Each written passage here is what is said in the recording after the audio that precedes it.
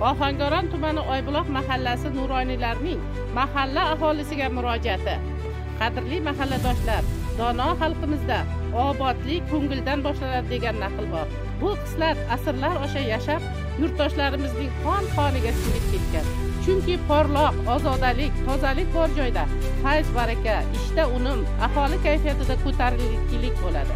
Obodlik esa shubhasiz xonadonlar, o'zingiz yashaydigan ko'chada va mahalladan boshlanadi. Hurmatli prezidentimizning tashabbusi bilan bir necha yil avval yurtimiz bo'ylab yashil makon loyihasi boshlangan. Naqadar to'g'ri va oqilona ish bo'lganini hayotning o'zi ko'rsatmoqda. Shu nuqtai nazardan mahallamizning bunyodkorlik va obodlik maskaniga aylantirishda mahallamizning barcha aholisi bir yoqadan bosh chiqarib faollik ko'rsatishi insoniylik burchimizdir.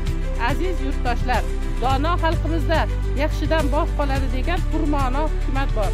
Milliy qadriyatlarimizni sodiq qolgan holda oilada farzand dunyoga kelganida unga atab ko'chat ekish, hashar yo'li bilan bog'-rog'lar yaratish, uylarimiz atrofini ko'kalamzorlash kabi ezgu an'analarimizga hamohang tarzda mahallamizda har bir xonadon tomonidan kamida 20 tup mevali va manzarali ko'chatlar ekishga chaqiramiz.